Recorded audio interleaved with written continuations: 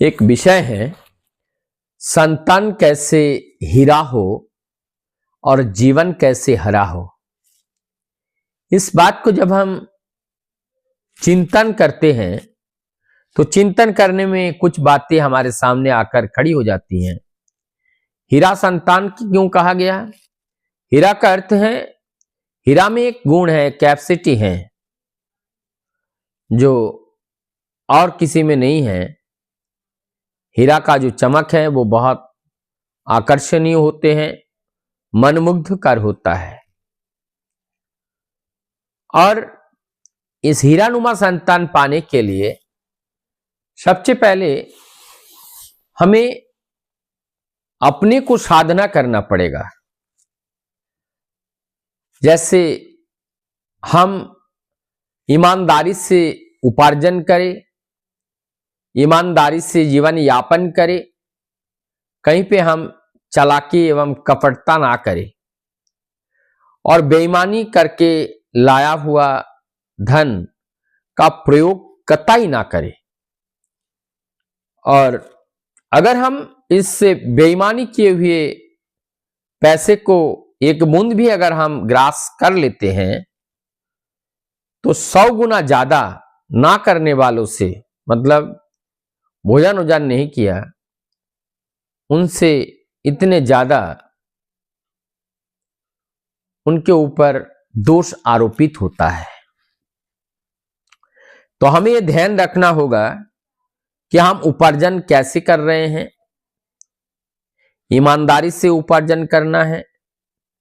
बेईमानी का कोई भी गुलदस्ता या कोई भी भेंट घर पे ला करके अपने बच्चों के पोषण में प्रयोग नहीं करना है।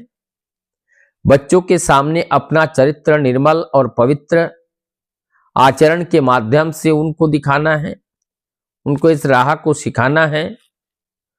तब जाकर के हमारा वो संतान भी इष्टमुखी हो उठता है, क्योंकि वो पाया जहां से सीखा वहीं से। समाज में जो कुछ हम देखते हैं वही हम सीखते हैं, लेकिन कुछ चीजें हमारे जीन के साथ होता है। अगर वह कुत्ता होगा तो वो गलत चीज खाने के लिए दौड़ेगा, सुअर होगा तो कीचड़ में ही मुंह डुबो के रखेगा।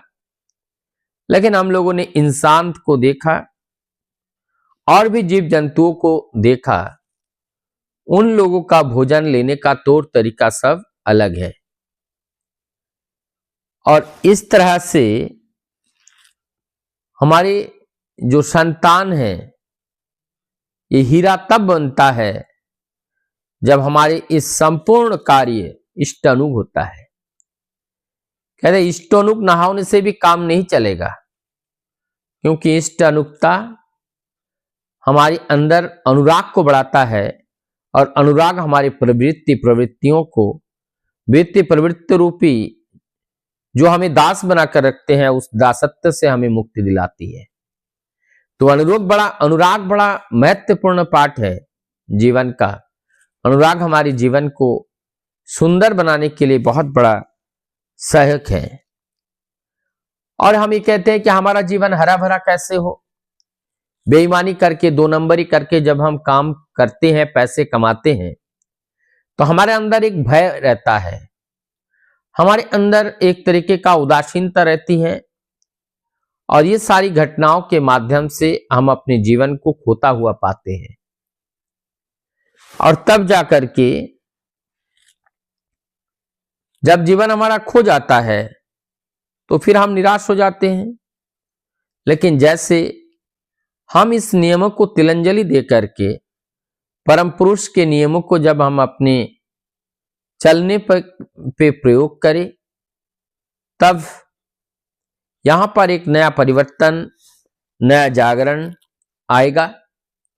और ये परिवर्तनशील जगत है, परिवर्तित होते होते एक बुद्ध आत्मा का आविर्भाव के साथ साथ एक बुद्ध आत्मा यहां पर उपस्थित होगा। और उस बुद्ध और शुद्ध आत्मा के माध्यम से हजारों, लाखों, करोड़ों लोगों के जीवन में आनंद, सुख, अमन, चैन का एक प्रवाह चलने